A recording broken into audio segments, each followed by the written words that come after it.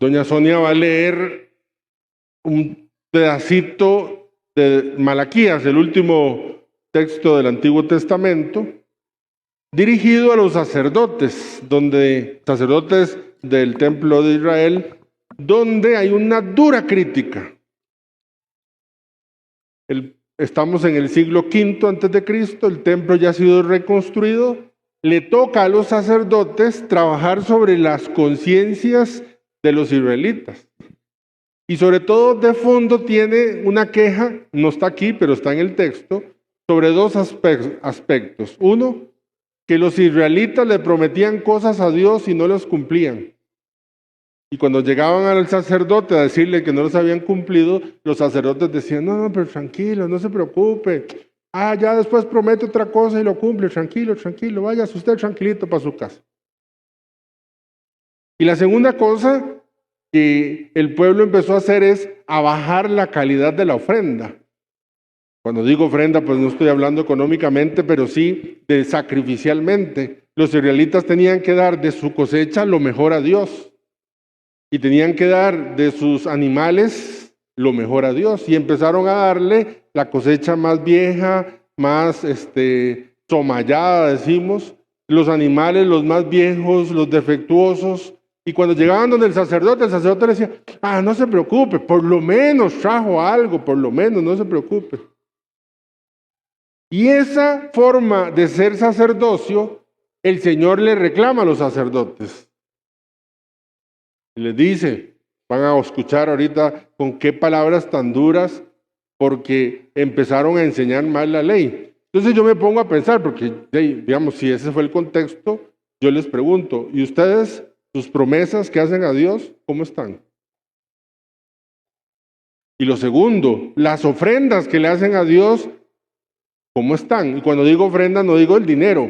La semana pasada hablaba un poquito también del dinero. Digo de la ofrenda como tal. Porque, por ejemplo, su presencia hoy aquí es una manera de ofrenda, su tiempo. Pero ¿cómo es la calidad de su tiempo aquí? Por ejemplo, yo veo gente que está aquí y está hablando. Y esto no es una ofrenda de calidad. Veo hermanos que están con su celular. Eso no es una ofrenda de calidad. Por ejemplo, cuando uno es capaz de disfrutar un hobby como el gimnasio de 2 horas, pero 1 hora en la misa y dijo de mi alma, si entró el padrecito Chepín que habla tanto y el padre Cejo que habla tanto y el padre Toto, hora y media, fue mi alma, hubiéramos venido a otra misa. ¿Cómo es la calidad de su ofrenda? Cuando uno da una ofrenda mísera, uno se vuelve miserable. Y ese fue el aspecto del pueblo de Israel. Se volvió miserable con Dios. Daba cochinadas a Dios. Y los sacerdotes no les decían absolutamente nada. Y atención, ojo, cómo Dios les hablaba tan fuerte a los sacerdotes de Israel. Vamos a escuchar. La liturgia ha elegido como salmo el día de hoy el Salmo 130. Apenas es un salmo de 3 versículos, unas 30 palabras en hebreo aproximadamente. Un salmo que está dentro del grupo que se llama los salmos de las peregrinaciones. Un salmo que con poquitas palabras expresa una dura lección que aprendió Israel. ¿Qué le pasa a Israel? Israel había soñado sueños políticos y se habían venido abajo. Sueños económicos y se habían venido abajo. Sueños que no tenían que ver con Dios o con la gloria de Dios, sino más bien con la propia gloria. Y entonces, después de esta dura lección, Israel quiere confiar en el Señor, incluso tiene que cambiar su lenguaje. Fíjense que el Salmo va a decir, Señor, mi corazón no es ambicioso, porque sí lo era. Ni mis ojos soberbios, porque sí los eran. Pero tuvo que pasar todo este proceso para confiar en Dios. Y la imagen de confianza en Dios que utiliza es una imagen muy bella, y es del niño recién amamantado. Las mamás que tienen niños recién nacidos que amamantan, inmediatamente cuando lo amamantan, ¿qué sigue después? ¿Qué hacen después? ¿Qué hacen? Se duermen. Y no solo en los brazos se duermen, sino que se duermen y se los colocan sobre el pecho y le empiezan a golpear la espaldita. ¿Para qué? Para sacarle cólicos. Estamos en Facebook porque cólicos, pero pedos, ¿verdad? Son pedos lo que uno le saca al bebé ahí así chuchos. ¿Por qué? Porque la mamá quiere el bienestar. Y entonces el pueblo de Israel, después de tanto fracaso, entendió que los sueños que sí se viven, los sueños que sí valen la pena, son los sueños que se viven en Dios. Y cuando uno lo sueña en Dios, entonces se vuelve como un niño que descansa en el brazo, en el regazo de su madre. Este salmo bellísimo. La pregunta es, ¿cómo son tus sueños entonces? Es muy curioso porque cuando uno entra en Disney World, hay un arco así grande donde está la frase dice, where dreams come true, donde los sueños se hacen realidad. Y estaba leyendo que la gente que trabaja en Disney, los que se disfrazan así de Mickey Mouse con esas máscaras, que la idea que se vende para los niños de los sueños es tan grande que no pueden ser asistidos en ningún momento. Por ejemplo, si en algún momento alguno de ellos se desmaya, no puede entrar en la ambulancia y levantarlos, porque eso le va a crear a los niños como que se le apague la magia. Y estaba viendo que parece cómico, o sea, parece mentira, como dicen, pero es real, que si uno de estos bichos de los que llevan disfraces se desmayara, por ejemplo, Minnie se desmaya, entonces los otros tienen que arrastrarla ahí como puedan, más o menos haciendo así, ponga mano desmayada, así, la mano, ¿verdad? Entonces la sientan en una banca y alguno de los otros Mickey Mouse le agarra la mano a Minnie que está desmayada y empieza a hacer así para que los niños, gracias, lo hace muy bien, sí, ¿verdad? Para que los niños no se den cuenta, porque si se dan cuenta, se apagan los sueños. Yo creo que todos soñamos. Hay un problema cuando los sueños van en contra de Dios y cuando los sueños no están fundados en Dios, son sueños que se van a caer. Y vamos a tener que pasar el proceso de Israel de fracaso, de dolor, y ojalá poder brincarnos esa lección, ese proceso para aprender la lección. ¿Cuál? Que solo en Dios hay paz. Que si mis sueños los construyo en Dios, puedo encontrar en paz, puedo encontrar la paz. Por eso al Salmo vamos a responder, Señor, consérvame en tu paz. Pablo pocas veces habla de sus emociones en las cartas. Su interés no es tanto abrir su corazón cuanto anunciar a Cristo, la doctrina y el Evangelio. En esta carta, que es la primera, por cierto, que se tiene de Pablo, abre el corazón. Es muy bello para mí como sacerdote oír lo que Pablo dice. Después de haber leído una primera lectura donde le critica el Señor a los sacerdotes de Israel, que son diferentes, es muy bello para mí escuchar tanto amor de Pablo para una comunidad. Los mexicanos tienen una jaculatoria para pedir sacerdotes, muy parecida a la que rezamos aquí. Ellos dicen, Señor, danos muchos sacerdotes. Señor, danos muchos y buenos sacerdotes. Señor, danos muchos buenos y santos sacerdotes. Yo creo que toda comunidad quiere muchos sacerdotes. Creo que quieren muy buenos sacerdotes y quieren santos sacerdotes. Y la pregunta es, ¿cómo es su oración? ¿Cómo es su plegaria? ¿Cuánto piden al Señor por los sacerdotes?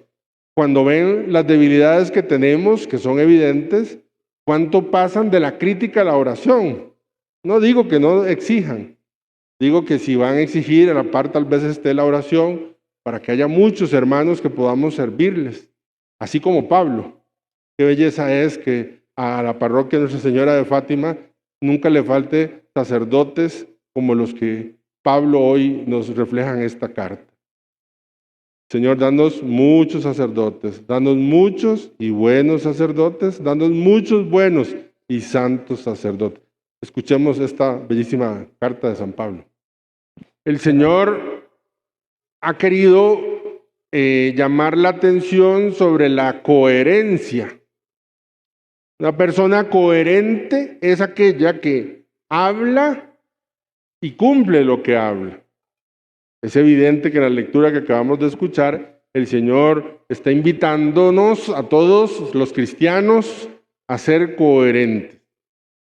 Yo quisiera llamar la atención, hacer ver un detalle, y creo que es muy importante, porque en la convivencia general a veces no lo tenemos tan presente. La verdad de una cosa, cuando es verdad, no cambia indistintamente de la persona que lo diga, se mantiene la verdad indistintamente de la persona que lo diga. Es cierto que cuando alguien me dice una verdad y esa persona es coherente, es más fácil ponerle atención o se hace con un poquito más de gusto. Pero es mentira que la verdad es que me dicen quienes no se están cumpliendo esas verdades dejan de ser verdades que se vuelven mentiras. Voy a poner ejemplos porque esto pasa en trabalenguas. Digamos que voy donde el oncólogo y el oncólogo me dice, bueno, usted tiene cáncer, está iniciando, inmediatamente tiene que dejar de fumar porque el cáncer, el fumado propicia el cáncer. Usted ya tiene cáncer de pulmón. Eso es una verdad. 6 meses después que me da la cita, voy camino donde el doctor y me topo al doctor en la acera fumando. Cuando llego a la cita, el doctor me dice, ¿y usted qué? ¿Cómo le ha ido con el fumado? Y entonces yo le digo, no, es que viera cómo me ha costado. Y el doctor me dice, es que usted es muy necio, usted tiene que dejar de fumar porque el fumado le agrava la situación de cáncer que usted tiene. Esa verdad que me está diciendo el doctor, ¿es menos verdad o más verdad? ¿Es verdad o no es verdad? Pero él está fumando, ¿es verdad o no es verdad? Es que no escucho, ¿es verdad o no es verdad? Es verdad. Nosotros pensamos, incluso cuando alguien me corrige, que eso que me están diciendo es menos verdad porque la persona no lo está cumpliendo. Otro ejemplo. El padre Toto viene y predica y dice, miren, por favor, no roben. Miren, por favor, no forniquen, porque quien roba y fornica está en línea de pecado y el pecado es mortal y entonces va a perder la salvación. Por favor, no forniquen. Pero ustedes se dan cuenta en secreto que el padre Toto roba, que acaba de irse para Estados Unidos con las colectas que ustedes dan en misa. Y ustedes se dieron cuenta que el padre tiene una amante. Bueno, es tan guapo que tiene 4 amantes tiene. Y entonces el padre Toto en la misa siguiente, cuando ustedes ya se dieron cuenta que el padre roba de las colectas y tiene amantes por todos lados, y entonces cuando el padre se para aquí y dice, miren, por favor, no roben ni forniquen porque eso es pecado, entonces, eso es mentira. Es verdad. Ven que la verdad no cambia, indistintamente quien lo está diciendo. Es lo que está diciendo Jesús en el Evangelio. Jesús está viendo a los fariseos que están haciendo un desorden de vida. Pero les dice, hagan lo que ellos les están diciendo, porque lo que les están diciendo es verdad. ¿Y esto qué tiene que ver con nosotros? De muchas maneras. Pero, por ejemplo, normalmente en la vida familiar o matrimonial viene y el esposo, la esposa, y le hace una corrección verdadera al esposo. Mire, amor, es que usted tal cosa. Y entonces el esposo vuelve, usted ni me diga nada porque usted tal y tal y tal y tal cosa. ¿Ven cómo uno cree que la verdad que me están diciendo es menos verdad si la persona que me lo está diciendo no está cumpliendo algo? Y entonces el papá corrige a la hija, mire tal y tal cosa, y entonces la hija se vuelve, y usted no me diga nada porque usted trata a mi mamá así hace cuánto. Ven cómo uno piensa que la verdad que uno dice es menos verdad porque uno no lo está cumpliendo. Yo no estoy promoviendo aquí que tengamos una vida laxa, una vida, ¿cómo se llama?, de libertinaje. No, tratemos de ser coherentes, busquemos la coherencia, tratemos de que lo que decimos lo cumplimos, hagamos un gran esfuerzo. Pero cuando me toque recibir una verdad, esa verdad será verdad porque es verdad y no porque la persona que me lo diga. A veces atacamos a la persona que me lo dice. Aquella historia, ya se la saben. que había una señora muy fea, pero fea, pero horrible, fea. Era tan fea que era como de Tibás. Fea era. Una señora fea. Y había ahí uno que era borracho, pero borracho, que era como de dónde. No voy a decir. Borracho. Y entonces el borrachillo se le queda, vean cómo uno ataca a las personas. El borrachillo se le queda viendo a la señora y los borrachos no mienten, dicen, ¿verdad? Entonces se vuelve el borrachillo y le dice a la señora, ¿pero qué es lo que tanto que me ve? Y el borrachillo le dice, usted sí es fea. Y la señora se vuelve y le dice, ¿y usted es un borracho? Y el borracho dice, sí, pero a mí esto mañana se me pasa. Dice, ¿verdad?